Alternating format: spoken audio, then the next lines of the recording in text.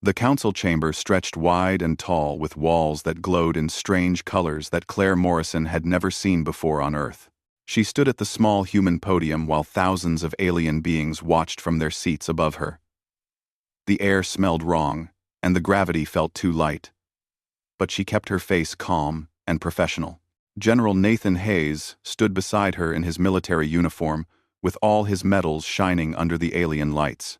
The Primarch of the Vraxian Empire rose from his massive throne at the center of the chamber. His body looked like a giant insect covered in dark armor, and his voice came through the translator devices as cold and final. He told Claire that humanity would surrender 70% of their colony worlds. He said humans would destroy most of their military ships until only 300 remained. He declared that Earth would accept trade limits and allow aliens to control all human technology development.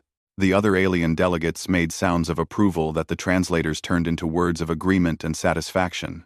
Claire felt her heart beating fast, but she did not let it show on her face. She had practiced this moment for 3 weeks during the long journey to the council station. The President of Earth had reviewed every word she would say. Secretary Brooks had made the orders very clear. The Primarch looked down at her with his multiple eyes gleaming. He said these were the terms of peace. He told her that if humanity refused, then 47 alien empires would burn every human world to ashes. He claimed the Council was being merciful because they valued all intelligent life, even species as young and foolish as humans. Claire glanced at Nathan. His old, weathered face showed nothing, but she saw his jaw tighten slightly. Behind them stood the rest of the human team. Admiral Karen Scott stood rigid and alert. Dr. Peter Graham looked nervous but determined. Colonel Vincent Torres had his arms crossed over his chest. The Primarch asked what humanity's answer would be. Claire stepped forward, and her footsteps echoed in the suddenly quiet chamber.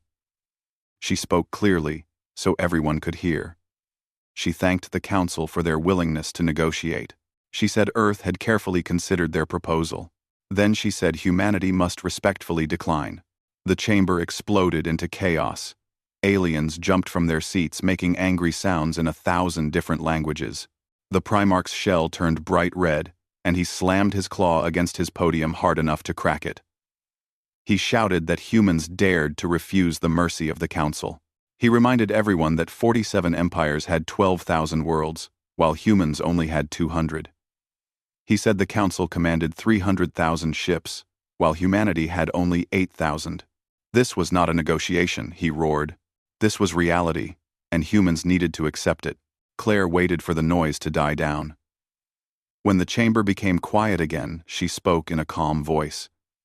She said she understood their position. She told them she knew they thought humans were weak and inexperienced and foolish. They saw humanity as children playing with dangerous weapons. One of the floating jellyfish aliens interrupted to say that humans proved this assessment by refusing their generous terms. Claire nodded slowly. She said that might be true. But before the Council took any military action, she had been instructed to deliver a final message from Earth. She turned to Nathan and nodded. Nathan activated his hologram projector. An image of Earth appeared floating in the air. Blue oceans and green continents and white clouds. He identified it as Earth, with 11 billion human souls living on it. The image zoomed out to show the Moon and Mars and the asteroid colonies. Nathan began to speak in his deep command voice that had ordered soldiers for 40 years. He told them that humans had fought wars on Earth for their entire existence.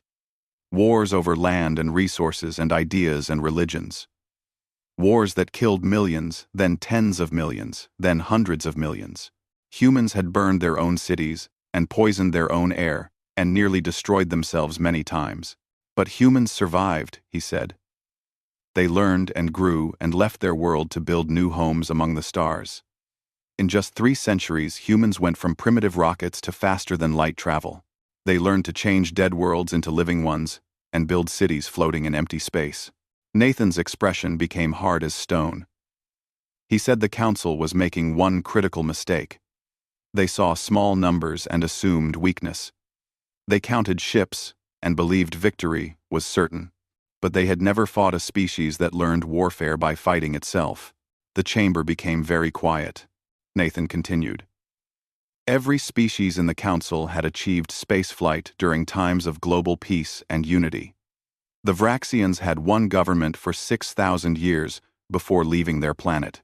Other species evolved as hive minds or group consciousness. They reached space through cooperation and working together. Humanity reached space while still divided into hundreds of competing nations. Humans built their first space stations, while nuclear missiles were aimed at their own cities. They colonized Mars while 3 different governments claimed to own it. Humans learned to kill each other so efficiently that they developed weapons that could sterilize their entire planet, and they built thousands of these weapons. The Primarch tried to interrupt, but Nathan kept talking. He said the Council believed their numbers gave them superiority. 300,000 ships against 8,000. Any rational analysis said humanity should surrender immediately. But humanity had never been rational about warfare, Nathan explained. Humans invented the idea of scorched earth, meaning burn everything, so the enemy gets nothing. Humans kept fighting even when defeat was mathematically certain. Humans were the species that, when facing extinction, looked their enemy in the eye and said, "If I die, you die with me." The hologram changed to show a map of human colony locations scattered across space. Nathan pointed out that human worlds were not grouped together for defense. Instead, they were spread out across the entire region, with each one positioned close to multiple council worlds. Several alien delegates made sounds of alarm as they understood what this meant. Nathan explained that every human colony had 2 purposes. On the surface, they were homes, and factories, and farms. But underneath each one was a military fortress and weapons platform. Each colony had standing orders for what to do if the Council declared war. The Primarch said this was a bluff. His voice lacked confidence. Claire stepped forward again. She said humans do not bluff. Nathan showed them Protocol Samson on the hologram. Tactical data flooded the display, showing weapon positions and fleet plans, and mathematical calculations that made the horror undeniable. Nathan said if the Council attacked humanity, then every human colony would activate Protocol Samson.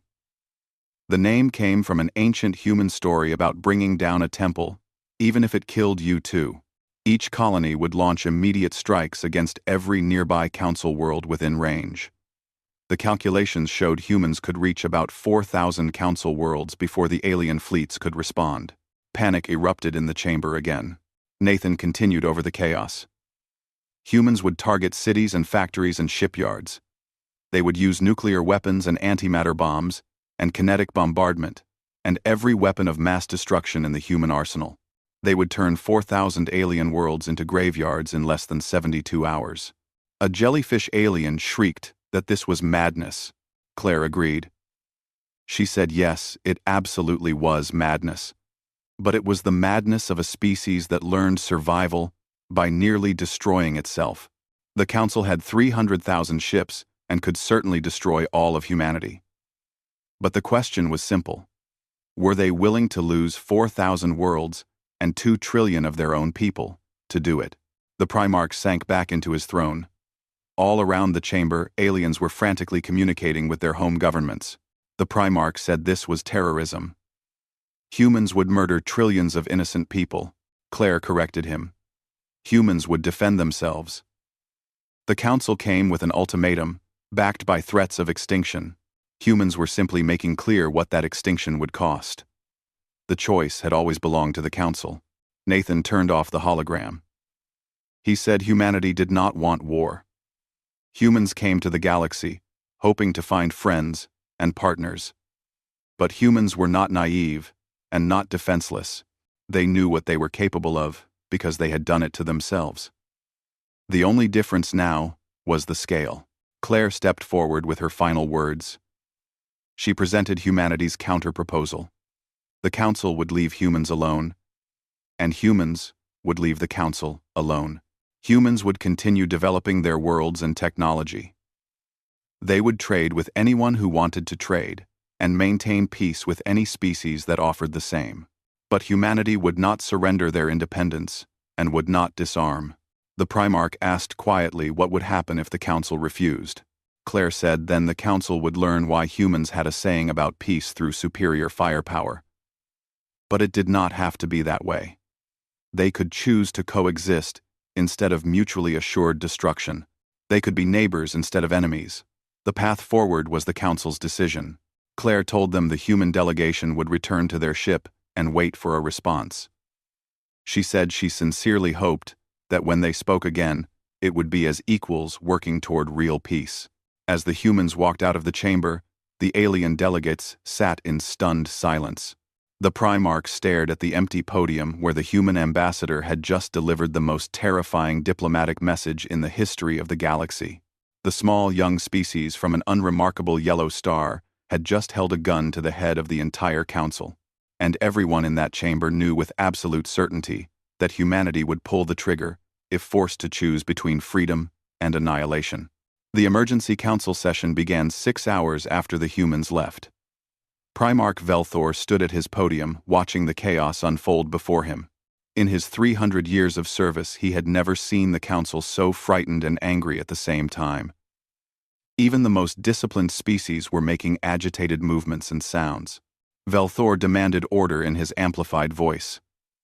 Slowly, the noise died down, but the fear remained thick in the air.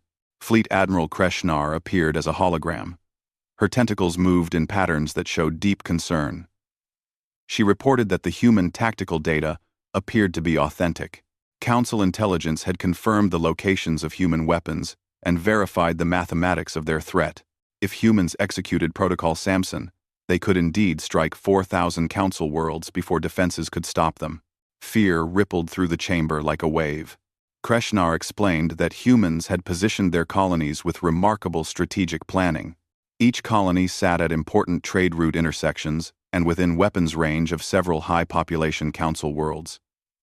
This deployment had been planned for decades, possibly since the first human colony ships left Earth. Ambassador Thelmin from the Concordat objected. He said it was impossible for humans to have anticipated conflict with the Council. First contact with humanity only happened 40 years ago. A new voice spoke up. Dr. Ravash was a historian whose crystalline body reflected light in rainbow patterns. He said he had spent the past 6 hours studying humanity's historical records, which they had freely shared with the Council at first contact.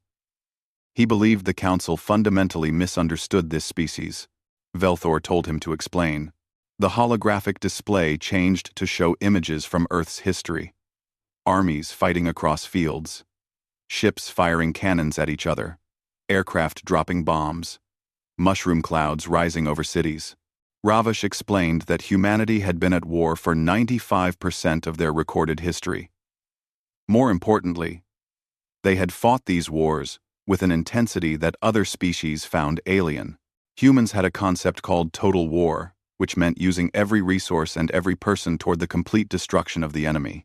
Images showed factories working day and night to build weapons, civilians volunteering to fight, entire populations starving to support the war effort. Ravash said that during humanity's second global conflict, over 80 million humans died in just 6 years. That was 10% of their total population. Yet they did not surrender or seek peace. They fought until their enemies were utterly defeated. Then they invented weapons that could end their entire civilization. The display showed nuclear weapons tests, with yields measured in megatons. Ravash explained that humans created these weapons knowing they could destroy themselves. They built enough to kill every human on Earth dozens of times over. And they came within minutes of actually using them on multiple occasions. The historian made his point clear. Humanity had already stood at the edge of self-annihilation and stared into that abyss without flinching. They were not bluffing about Protocol Samson because extinction was not an abstract idea to them. It was a real experience and a cultural trauma that shaped their entire way of thinking about survival. Velthor felt genuine fear for one of the few times in his long life. He asked if humans would actually do it. Would they sacrifice their entire species just for revenge? Ravash corrected him. Not revenge, but deterrence. There was a human military idea called mutually assured destruction. The principle was simple. If you make attacking you cost more than any possible gain, then no rational enemy will attack. Humans were applying this same idea on a galactic scale. Ambassador Corin of the Peaceful Gatherers spoke in her trembling musical voice. She said the council members were not irrational. They were civilized beings, representing thousands of years of development. Surely humans understood the council would never actually exterminate them. Ravash challenged her assumption. From the human perspective, they were a young species, surrounded by ancient empires with overwhelming military power. The council had presented them with an ultimatum that would make them into servants. The council had threatened them with annihilation if they refused. How was that different from the existential threats humans had faced throughout their history? The chamber fell silent as everyone absorbed this perspective. Kreshnar added another factor. Human military culture emphasized something called asymmetric warfare. When facing a superior enemy, humans did not fight conventionally. They targeted weaknesses and used unconventional tactics and accepted heavy casualties if it meant inflicting larger damage on the enemy. The hologram showed human guerrilla fighters and resistance movements throughout history. In multiple conflicts, technologically inferior human forces had defeated superior enemies through determination and willingness to endure suffering. Humans had dozens of examples where outnumbered, outgunned forces won by refusing to quit. Velthor reviewed the tactical data again, running scenarios through his strategic mind. If the council attacked, even if they won, the cost was unacceptable. 4,000 worlds destroyed. 2 trillion dead. Economic collapse across dozens of sectors. The council itself would fragment under such strain. Thelmin asked what would happen if they did not attack. If the council backed down from their ultimatum, they would show weakness. Every minor species would see that the council could be intimidated. The entire galactic order could fall apart. Ambassador Lyra, who represented the sentient crystals, suggested that perhaps the galactic order needed to fall apart. Her light pulses were translated as cool, analytical thinking. The council was built on the assumption that elder species should guide younger civilizations for their own good. But humans had revealed a flaw in this thinking. The council assumed all species would be like them. She gestured to the human history display. Humans did not achieve unity through shared consciousness or evolutionary pacifism. They clawed their way to space through competition and conflict, and an almost insane refusal to accept limitations. They were fundamentally different from any council species. Velthor argued that did not mean the council should accept humans as equals. They were still dangerous and unpredictable, and young. Lyra countered that humans were dangerous because the council tried to treat them as inferiors. Ambassador Morrison had been correct. The council came, assuming humans would submit because the council was older and larger. They never considered that humans might see things differently. Ravash pulled up more human cultural data. There was a human saying about not poking the bear. It referred to a large predator on Earth that would normally avoid conflict, but became extremely violent when threatened. Humans had applied this principle to themselves. They made it clear they would coexist peacefully with anyone who respected their independence. But they would not be conquered. Velthor asked what Ravash proposed, though he already suspected the answer. Lyra said they should negotiate. Not from a position of superiority demanding submission, but as equals, seeking mutual benefit.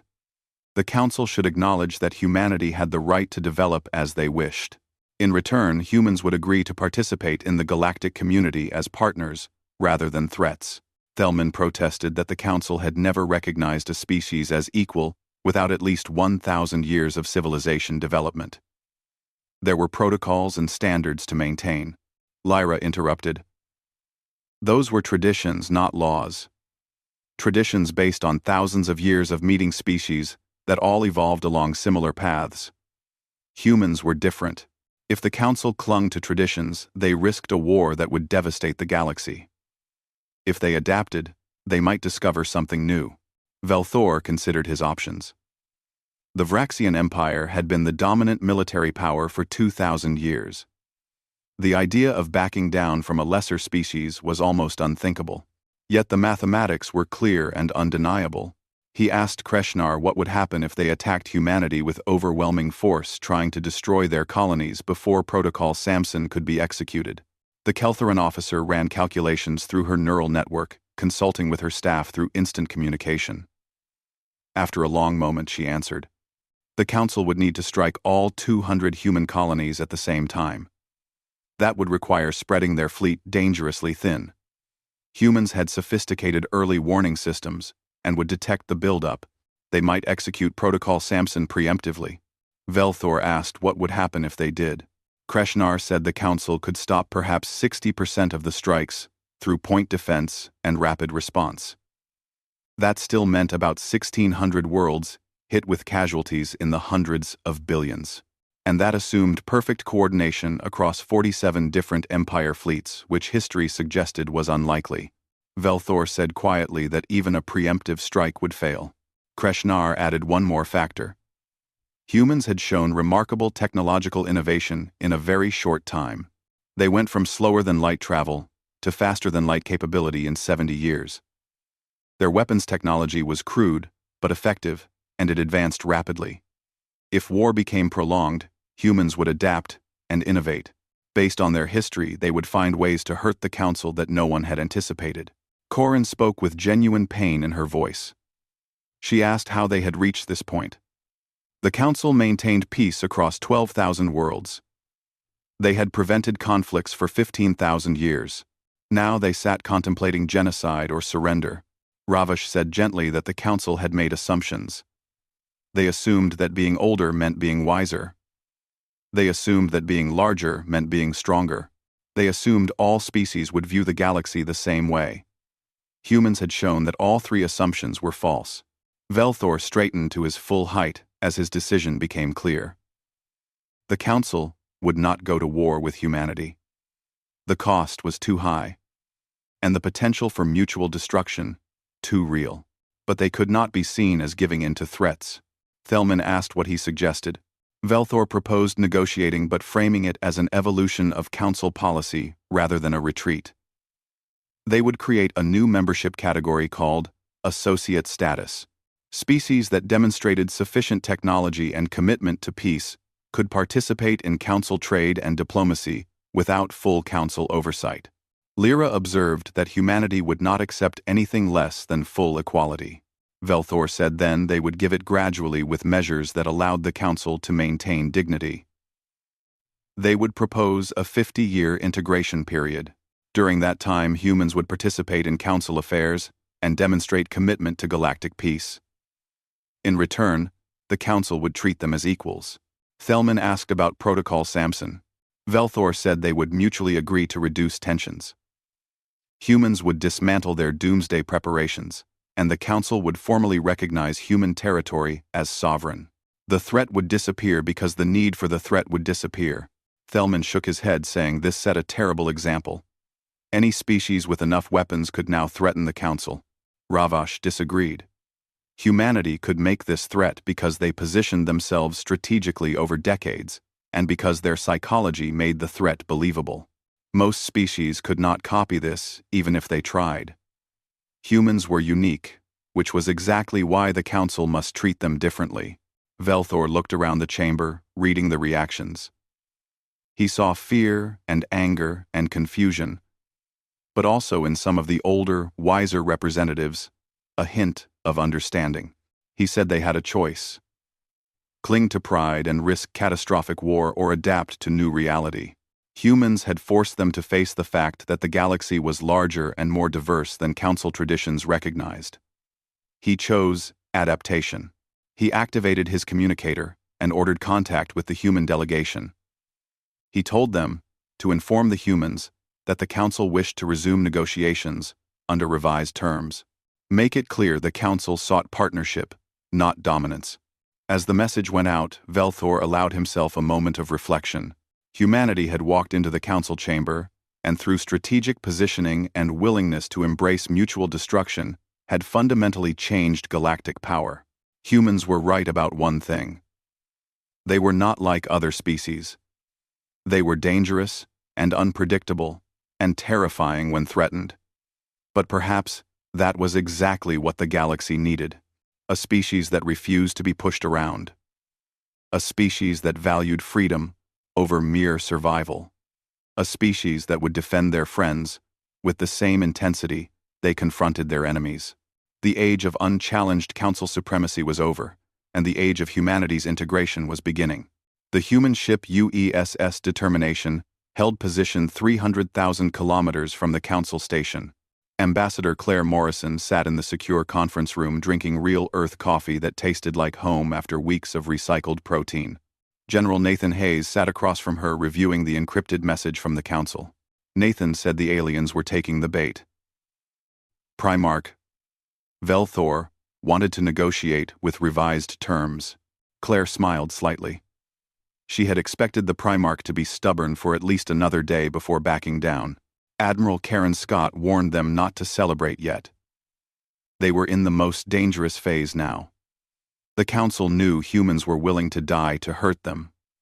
But they did not know if humans were bluffing about the scale.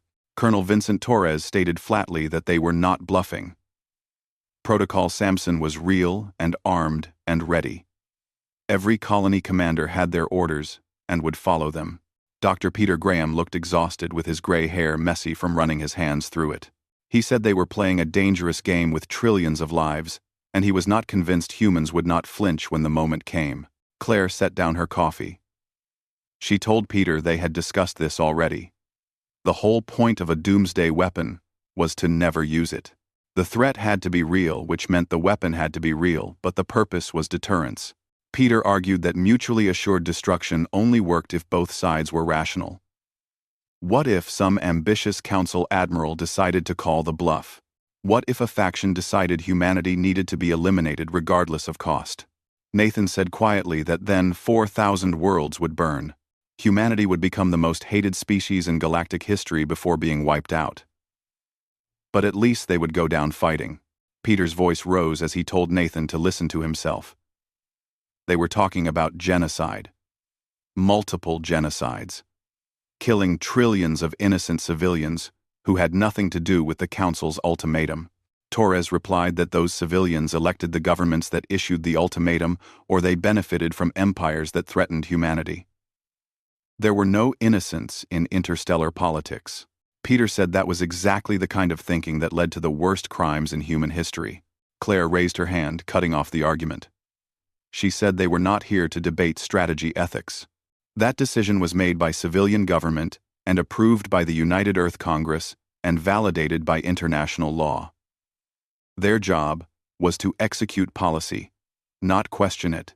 Peter said with all respect, that was what the Nazis claimed at Nuremberg. The room went silent. Claire felt her jaw tighten but forced herself to stay calm.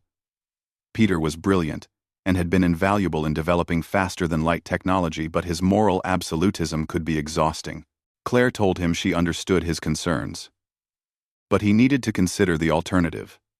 If humans backed down and let the Council dictate terms, they would become a subject species. Human children and grandchildren would live under alien empires that saw them as inferior. Was that better than making a threat they desperately hoped never to follow through on? Peter said there had to be another way. Admiral Scott said bluntly there was not. The military chiefs spent 2 years running every scenario. Diplomacy without deterrence failed because humans had nothing the Council wanted. Economic leverage failed because the Council economy was 50,000 times larger. Building alliances failed because no minor species would side with humans against the entire Council. The only thing that worked was making humanity too dangerous to threaten casually. Nathan pulled up a display showing Council military structure. He told Peter to look objectively. The Council existed for 15,000 years without facing a serious external threat. They had become comfortable and bureaucratic and convinced of their superiority. They issued ultimatums to younger species because none had ever said no with the means to back it up. He zoomed in on Vraxian fleet positions. Velthor commanded 300,000 ships, but they were designed for peacekeeping and suppressing minor rebellions, not fighting a real war. Their tactics assumed numerical superiority and overwhelming force. They never had to fight an enemy willing to trade 1 ship for 10 of theirs. Torres added that they had analyzed Council military history. The last real war the Council fought was 8,000 years ago. They won through industrial capacity, but it took 150 years and cost millions of ships. They did not have the will for that kind of conflict anymore. Peter asked if they were banking on aliens being too soft to fight. Claire corrected him. They were banking on aliens being rational, which they were. Velthor was not a warmonger, but an administrator handed a problem he never expected. Humans had given him a way out. Negotiate as equals, and everyone lives. It was an easy choice when the alternative was losing 4,000 worlds. Claire's communicator chimed. She read the message and felt her pulse quicken. The Council was ready to resume talks at the meditation sphere on Unity Station. Nathan observed that this was significant. Unity Station was sovereign neutral territory. By meeting there, the Council implicitly acknowledged humans were not begging to accept their terms. Torres warned it could be a trap. Get humans away from their ship, isolated and vulnerable. Admiral Scott disagreed. Unity Station had been neutral ground for 3,000 years. If the Council violated, that they would lose credibility with half their member species. The peaceful gatherers would probably withdraw from the Council, and their economic contributions kept a dozen empires functioning. Claire stood and smoothed her suit. She said they would go. Nathan and Karen would come with her. Vincent would stay with the Determination and maintain ready status. Peter would monitor all communication channels. If things went wrong, she needed to know immediately. Peter asked what would happen if it did go wrong. Claire met his eyes. She told him to execute his orders. Send the code word to all colonies and initiate Protocol Samson countdown. But pray it did not come to that. 2 hours later, Claire stood in the meditation sphere. It was a transparent dome offering views of stars in all directions. A place designed for peace, which made it fitting for negotiations that could determine the fate of civilizations. Primarch Velthor waited at the center with Ambassador Lyra and Dr. Ravash. The Vraxian leader looked different here. Smaller somehow and less imposing without the Grand Council chamber's theatrical setting. Velthor thanked Claire for agreeing to continue discussions. His translator made his tone sound respectful. Claire said she hoped they could find a path forward that benefited both humanity and the Council. They sat at a simple table that adjusted for different body types. No recording devices, and no audience. Just 6 individuals trying to prevent catastrophe. Velthor began without ceremony. He said Protocol Samson was impressive and terrifying. The Council had verified human capability to execute the threat, and believed humans would do so if forced. Claire confirmed they would, but said they did not want to. Mutual destruction served no one. Velthor agreed. His mandibles clicked in what Claire recognized as contemplation. The Council's original ultimatum was based on assumptions they now recognized as wrong. They treated humans as a typical young species, requiring guidance. They failed to account for unique human cultural development. Nathan said bluntly that the Council tried to make humans kneel, and humanity does not kneel. Velthor said they had learned that lesson. He activated a display showing a revised proposal. The Council would offer associate membership status. Humans would maintain full control over their territory and participate in Council trade and diplomacy exempt from most oversight. In 50 years, assuming positive relations, this would become full membership with voting rights. Claire reviewed the terms carefully. It was far better than the original ultimatum, but still positioned humanity as junior partners. She asked about Protocol Samson. Velthor said the Council would ask humans to dismantle those systems as a gesture of good faith. Claire said no immediately. Humans would agree to reduce tensions. They would remove automatic triggers and put human decision-makers in control. But the capability stayed in place as long as humans remained vulnerable to Council military action. Velthor's shell flushed with frustration. He said the Council could not accept a permanent threat of mass destruction hanging over 4,000 worlds. Nathan asked why not. The Council had 300,000 ships capable of destroying all human worlds. That was a permanent threat to humanity. Humans were simply balancing the scales. Velthor protested that the Council would never actually use those ships against humans. Claire replied, then the Council had nothing to fear from Protocol Samson. It only activated if the Council attacked first. Do not attack, and 4,000 worlds remained perfectly safe. Ambassador Lyra's crystalline form pulsed with light. She suggested they were approaching this wrong. The issue was not weapons, but lack of trust. The Council did not trust humanity, not to use Protocol Samson aggressively. Humanity did not trust the Council, not to exploit military superiority. They needed to build trust. Dr. Ravish added that trust was earned over time. Neither side could demand it immediately. Claire considered this. She proposed a mutual verification system. The Council could inspect human military installations to verify protocol. Samson was purely defensive. Humans would get equal access to verify the Council was not preparing a preemptive strike. Velthor said the Council had never allowed non-member species to inspect their military assets. Claire countered that humanity had never exposed defensive capabilities to potential enemies. If they were going to coexist, both sides needed to make unprecedented concessions. The discussion continued for hours, working through details and addressing concerns. They slowly built a framework that neither side loved, but both could accept. The final agreement included key points that would reshape the galaxy. Humanity would receive associate membership with full sovereignty, but limited voting rights. The Council would formally recognize human territory and agree not to interfere in human affairs. Protocol Samson would remain, but transition from automatic to manual activation, understood as purely defensive. A mutual inspection system would verify both sides kept their word. Trade barriers would lower, allowing human commerce to integrate with the galactic economy. A 50-year integration period would end with a review for full Council membership. As the nearby star began to set beyond the meditation sphere, casting long shadows, Claire felt tension ease from her shoulders. They had done it. They had taken humanity from the edge of annihilation to the beginning of galactic integration. Velthor said there was one more thing. The Council wanted to understand why humanity developed so differently from other species. Ravash had theories, but they valued human perspective.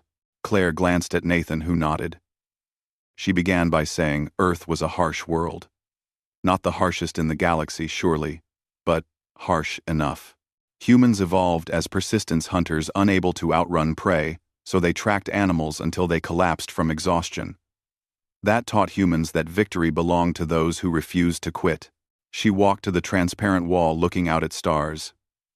Humans faced extinction dozens of times, from ice ages and volcanic winters and plagues and their own weapons. Every time they survived by adapting and fighting and refusing to accept doom. That shaped human culture and psychology and civilization. Nathan added that humans learned no cavalry was coming to save them. No wise elder species to guide them through darkness. Humans were alone, and survived through their own efforts, or not at all. Claire continued that when humans finally reached the stars and found the Council, they hoped for friendship, but prepared for war. Because hope was not strategy, and wishful thinking did not stop empires from expanding. Humans built Protocol Samson not because they were violent or cruel, but because they understood that in a hostile galaxy, the only guarantee of survival was making attacking you cost more than leaving you alone. Velthor was quiet for a long moment. He said the Council spent 15,000 years trying to create a peaceful, orderly galaxy. They believed they succeeded. But perhaps what they created was simply order enforced by overwhelming power. They never considered what would happen when they met a species that refused to be ordered. Claire said the Council created peace through strength, and humans were doing the same on a smaller scale. The difference was, the Council saw themselves as good, while seeing humans as threatening. From the human perspective, there was no difference. Ambassador Lyra said this was why the agreement was so important. It established that peace could exist without domination. Different species could coexist as equals, not as rulers and subjects. They signed the agreement using both human digital signatures and Council crystalline imprints. As Claire put her name on the document that would reshape humanity's place in the galaxy, she felt the weight of history. But as she shook Velthor's claw in the human gesture of agreement, Claire could not shake a concern. They had avoided war today, but the fundamental tension remained. Humanity was still small and vulnerable, and surrounded by empires that could crush them if they accepted the cost. Protocol Samson was deterrence, not defense. It could prevent annihilation but not occupation. It made attacking humanity expensive but not impossible. As humanity continued growing and colonizing and building, the Council would face a choice. Accept humanity as true equals, or try to stop their expansion before they became a genuine threat. Claire looked at the stars and wondered what challenges the next generation would face. Commander Jake Morrison stood on the observation deck of the UESS Endeavour, watching stars slide past as the ship approached the Kelthoran homeworld. 25 years had passed since his mother, Claire Morrison, stood in the council chamber and changed the course of human history. Jake had grown up hearing stories about that day, and now he carried on her diplomatic legacy. Lieutenant Amy Zhang reported from navigation that they were approaching Kelth Prime. The Kelthorans were broadcasting welcome signals and asking the human ship to follow their escort fleet to the orbital platform. Jake acknowledged and told Amy to send greetings and confirm they would follow the alien ships. As the Endeavour glided into orbit around the water world, Jake thought about how much had changed. The 25 years had not been easy, with trade disputes and territorial disagreements and several close calls. But humanity held its ground and slowly earned genuine respect from the Council species. His mother had taught him before she retired that the secret was demonstrating two qualities consistently: capability and restraint. Humans had to show they could match the Council militarily, but also show they would not abuse that power. Lieutenant Marcus Hill told Jake that the Kelthoran trade minister was ready for the meeting. The negotiation chamber was designed for aquatic species. Minister Velshara floated in a tank of glowing water, while Jake sat at a special console. The minister was impressive, with her tentacles decorated with family symbols earned through centuries of public service. Velshara said she had crossed paths with Jake's mother several times during the early integration years. Claire was formidable, she added. Jake smiled and said that was a diplomatic way of putting it. Velshara's tentacles rippled with what might have been amusement. She understood Jake was here to discuss establishing a joint human and Kelthoran research station in the Nebula sector. Jake confirmed. The nebula contained unique formations that could advance understanding of star birth and potentially lead to breakthroughs in power generation technology. They discussed the proposal for over an hour, working through resource allocation and staffing, and the crucial question of how to share discoveries.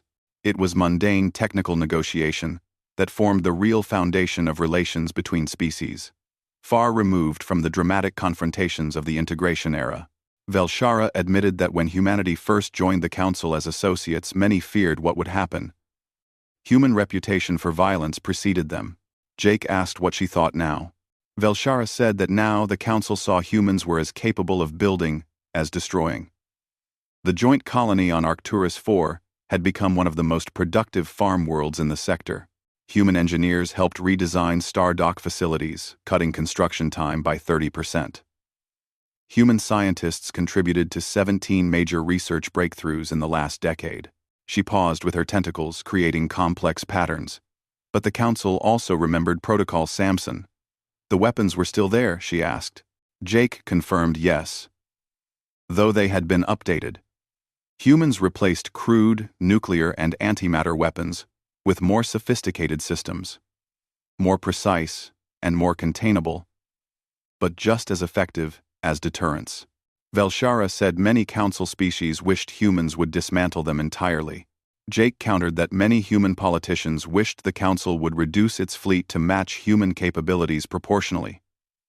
Neither was realistic. They lived in a galaxy where power existed, and pretending otherwise made no one safer. Velshara's color shifted to thoughtful purple. She said Jake's mother had said something similar once. That peace without strength was merely a pause before conquest. Jake said his mother was right, but strength without wisdom led to tyranny.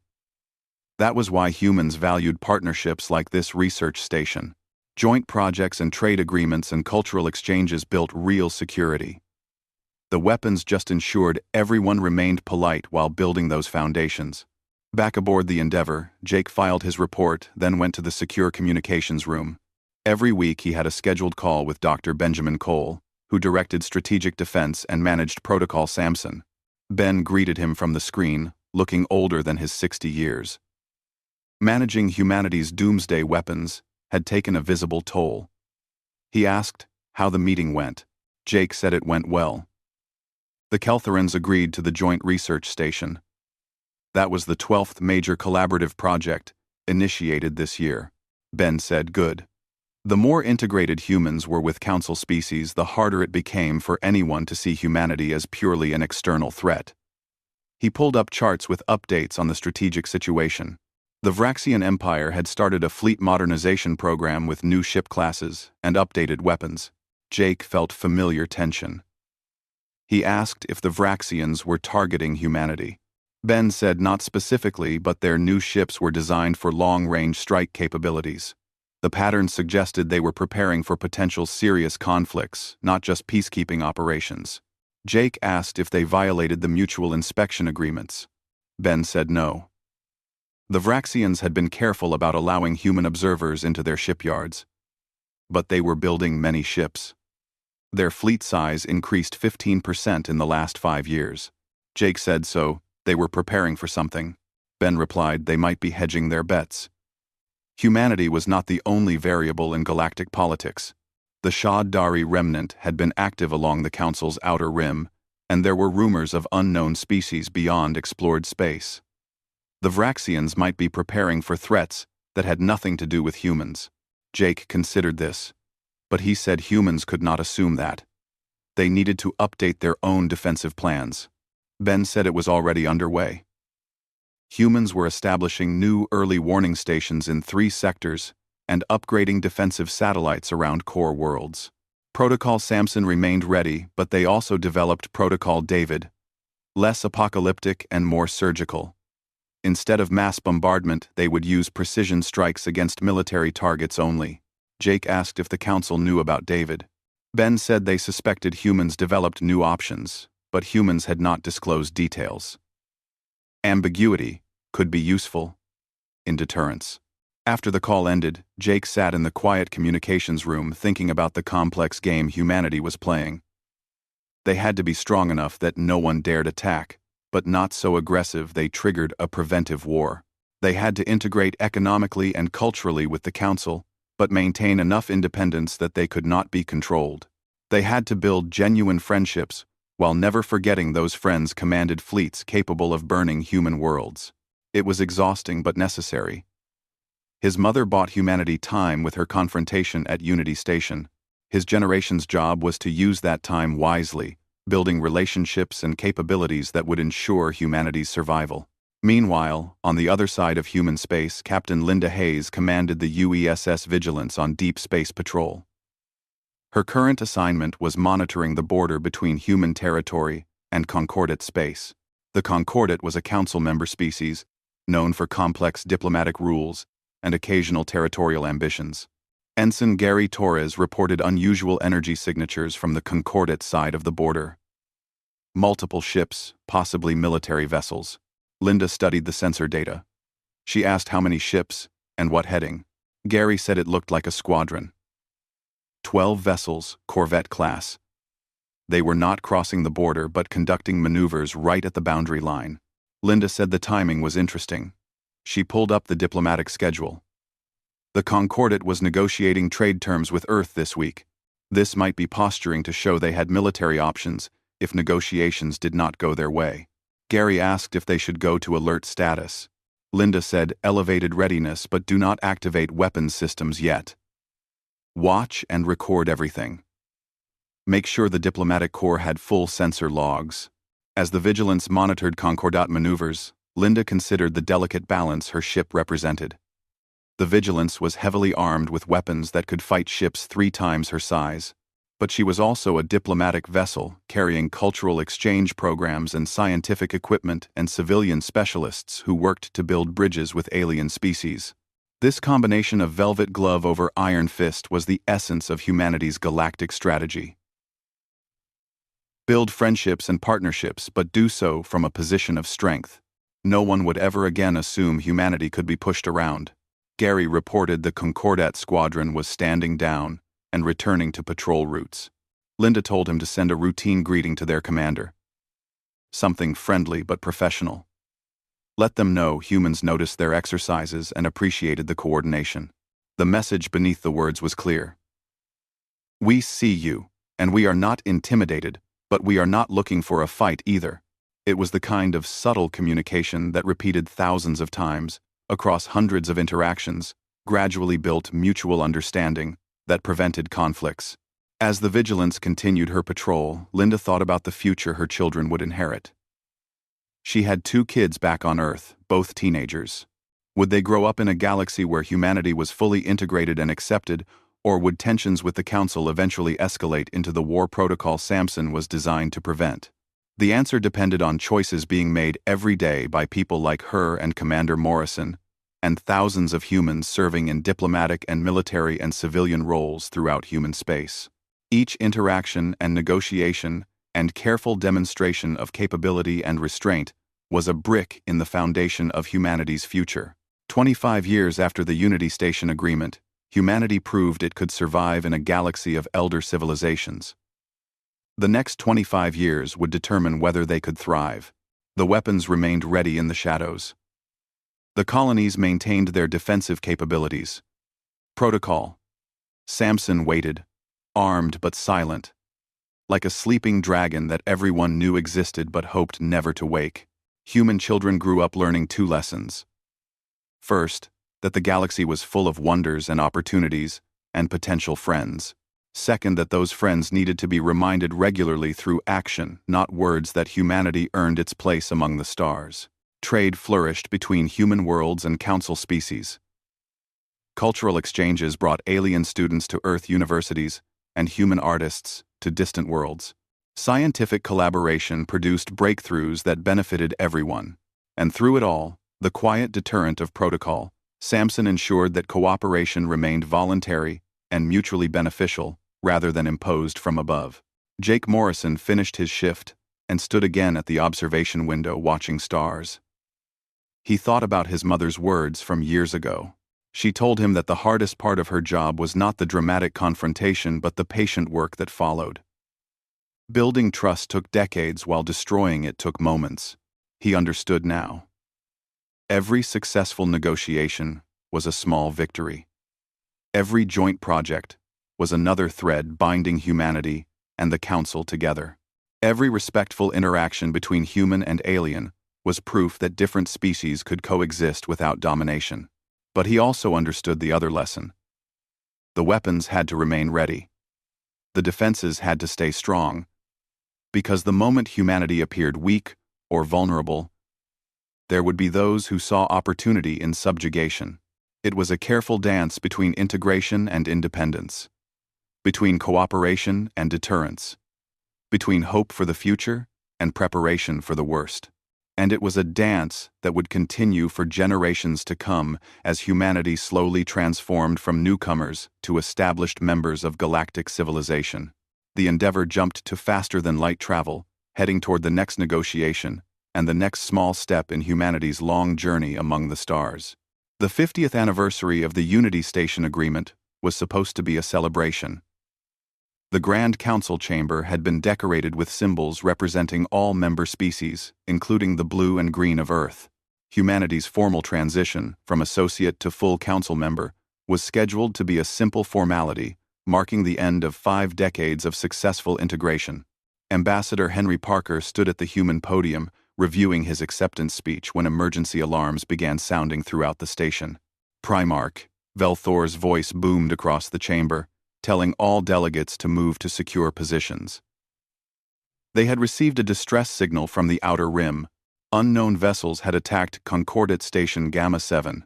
Holographic displays appeared, showing grainy sensor data from the attack. The ships were unlike anything in Council records. Angular and dark, and moving with efficiency that suggested advanced computer guidance. Someone shouted, asking who they were. Velthor admitted the Council did not know. But the unknown ships were heading into Council space, and their behavior suggested they were not interested in communication. Henry felt his blood run cold.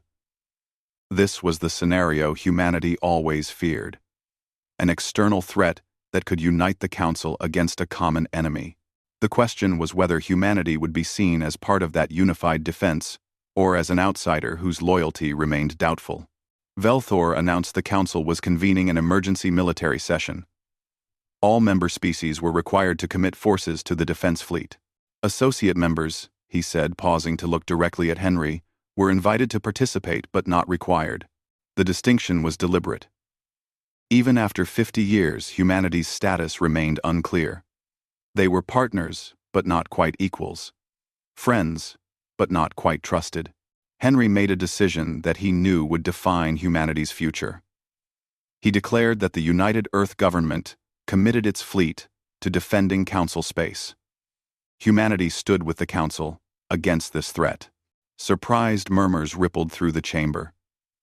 Several delegates looked shocked, while others appeared suspicious. But Velthor's mandibles clicked with what Henry recognized as approval. The Primarch formally thanked humanity for its support. Fleet Admiral Kreshnar would coordinate the response. All military vessels were to gather at the nexus point within 72 hours. Aboard the UESS Determination, 2, named after the ship that brought Claire Morrison to her historic negotiation, Admiral Jackie Foster received deployment orders with grim determination. She commanded the largest human fleet ever assembled for combat. 300 ships, including the latest generation heavy cruisers, equipped with weapons combining human innovation and alien technology. Jackie broadcast to her fleet. This was Admiral Foster.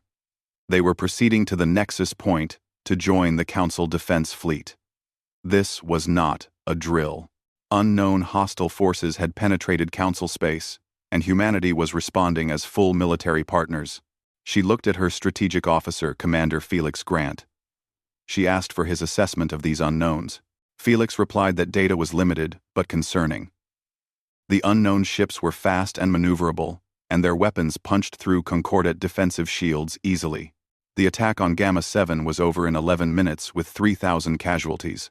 Jackie said 11 minutes to destroy a military station was efficient and terrifying. Felix agreed. Concordat defenders did not have time to mount effective response. Jackie considered the implications. If these unknowns could hit that hard, then Council traditional tactics would not work.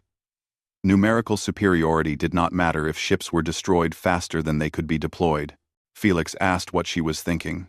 Jackie said that maybe humanity's approach to warfare was about to become very relevant. At the nexus point, a massive asteroid field that provided natural defensive positions, the Council fleet assembled. It was impressive. Over 200,000 vessels, from 47 different species, representing thousands of years of technological development and military tradition. The human fleet arrived last. 300 ships were a tiny fraction of the total force. But as they took assigned positions, Jackie noticed something interesting. They were placed in the vanguard, not the rear guard where one might expect a junior partner. Fleet Admiral Kreshnar's voice came over communications. She told Jackie to adjust formation to defensive posture, Alpha 7. Jackie reviewed the tactical display and immediately understood. Alpha 7 was a forward screening position used for forces expected to engage the enemy first and fall back while the main fleet prepared. It was a position of honor but also extreme danger. Jackie acknowledged and ordered the human fleet to move to Alpha 7. As her ships moved into position, she opened a private channel to Felix. She said the Council was putting them in the most dangerous position. Felix replied that, or they were acknowledging humans were best equipped to handle an unknown threat. Human tactical doctrine emphasized adaptation and improvisation. Most Council species followed rigid battle plans. Jackie said either way they were about to find out if 50 years of peace had made humans soft. The unknown fleet arrived 6 hours later, dropping out of faster-than-light travel with precision that suggested extensive planning. Jackie counted 200 vessels, each matching the profile from the Concordat station attack. Felix observed 200 ships against 200,000. Either they were suicidal or very confident. Jackie said given what they did to Gamma 7, she was betting on confident. She ordered all ships to battle stations and told them to prepare for engagement. The unknowns did not bother with communication. They simply accelerated toward the Council fleet, spreading into a formation that maximized offensive capabilities while minimizing exposure. Jackie said they were going to hit the forward screen hard. She ordered power redirected to forward shields and told ships to prepare point defense. She wanted every weapon system ready. The human fleet tightened formation with each ship supporting others in overlapping fields of fire. It was a tactic developed from centuries of human naval warfare, adapted for three-dimensional space combat. The unknown vessels opened fire at extreme range. Their weapons, some kind of directed energy beam, sliced through space with frightening accuracy. 3 Council ships in the forward line exploded instantly, with shields overwhelmed. Jackie ordered return fire. All batteries should target the lead vessels. The human fleet unleashed missiles and railgun projectiles and energy weapons. The unknown's shields absorbed most damage, but Jackie saw several hits penetrate, leaving marks on dark hulls. She said with satisfaction that they were not invincible. She told her ships to adjust fire patterns and concentrate on individual targets to see how they handled focused assault. What followed was brutal close-quarters space combat that the Council had not experienced in thousands of years. Human ships, smaller and more maneuverable than most Council vessels, wove through the battlefield like fighters striking at weak points and falling back before the unknowns could concentrate fire. Felix warned that the enemy was adapting to human tactics. Their computers were learning patterns. Jackie replied, then they would change patterns. She ordered all ships to switch to Protocol Chaos. Protocol Chaos was exactly what it sounded like. Deliberate randomization of attack vectors and timing and targeting. It made coordinated fleet actions nearly impossible, but it also made human behavior unpredictable enough that even advanced computers struggled to anticipate it. The gamble worked. The unknown fleet, clearly programmed for optimal tactical responses, struggled to counter the seemingly irrational human assault. One by one, human weapons found gaps in their defenses, and unknown ships began suffering critical damage. But the cost was high. Jackie watched as the UESS Resolute took a direct hit and broke apart. Her crew of 300 died instantly. The UESS Defiance lost engines and drifted helpless into the asteroid field. A dozen other ships reported critical damage. Felix reported that the main Council fleet was moving up to support. Fleet Admiral Kreshnar was praising human performance and requesting they fall back for repairs. Jackie said negative. They would hold position. If they fell back now, the unknowns would have clear path to the Council's heavier ships. Those dreadnoughts and carriers were not designed for this kind of combat. She opened a channel to Kreshnar. She said the human fleet would maintain forward position. She recommended the Admiral maneuver capital ships to provide supporting fire while staying out of close combat range. There was a pause, then Kreshnar responded. Acknowledged. The tactical assessment was correct. Human fleet had operational command of the forward battle space. Jackie allowed herself a brief smile. In the middle of desperate battle, the Council had just given humanity something they had been seeking for 50 years. Recognition as equals in combat. The battle raged for 3 more hours. The unknowns fought with mechanical precision, never retreating and never showing fear. Simply executing their programming with ruthless efficiency. But human unpredictability, combined with overwhelming firepower of the Council's main fleet, slowly turned the tide. When the last unknown vessel finally exploded, Jackie surveyed the damage. Her fleet was reduced to 207 operational ships, 93 vessels destroyed, and over 20,000 human casualties. But they had held the line. She ordered all ships to report status. Her voice was heavy with exhaustion. As reports came in, she received priority communication from Primarch Velthor himself. The ancient Vraxian said the Council owed humanity a debt. Human fleet performance today saved countless lives and demonstrated capabilities that frankly astounded the Council. Jackie said they did what was necessary. Velthor said humans did more than that. They showed that humanity earned its place among the Council, not through threats or deterrence, but through valor and sacrifice. He paused. The Council would vote on humanity's full membership within the week. He expected unanimous approval. Jackie felt the weight of the moment. She thanked the Primarch but said she should tell him. Humans were not going to dismantle Protocol Samson just because they were full members. To her surprise, Velthor made a sound the translator rendered as laughter. He said, after witnessing what humans could do when fighting for others, he had no desire to see what they would do fighting for their own survival. Protocol Samson remained humanity's business. The Council finally learned that humanity's word was sufficient guarantee. Back on Earth, in the same office where President Lisa Hammond authorized Protocol Samson 50 years ago, President Marcus Chen watched battle recordings with mixed pride and sorrow. 23,000 human casualties. Sons and daughters and mothers and fathers all dead in battle fought to defend alien worlds. But they died as equals, fighting alongside species that once threatened them with annihilation. They died, proving humanity deserved its place among the stars, not because they could threaten destruction, but because they would fight to prevent it. Marcus's chief of staff entered, saying Ambassador Parker was calling from the Council station. The formal membership ceremony was scheduled for tomorrow, and Parker was requesting the president's presence. Marcus nodded. He told the aide to inform Parker he would be there, and contact Admiral Foster. He wanted her fleet to escort him. They earned the right to witness this moment. The following day, in the Grand Council chamber, Marcus stood before assembled delegates as Primarch Velthor administered the oath that would make humanity a full council member. Velthor asked if Marcus, on behalf of humanity, pledged to uphold council principles and defend its members and work toward collective peace and prosperity of all civilized species. Marcus replied that he did. His voice carried across the chamber and via broadcast to every human world. Velthor said then, by authority vested in him as Primarch, he declared humanity a full and equal council member. May this partnership endure for 10,000 years. The chamber erupted in applause. A human custom that had gradually been adopted by many council species. As Marcus looked at the assembled aliens, some of whom once demanded humanity's submission, he thought about the journey that brought them to this moment. Claire Morrison's defiant stand at Unity Station bought them time. 50 years of careful diplomacy and strategic patience and demonstrated capability earned respect. And blood spilled defending council space finally proved commitment.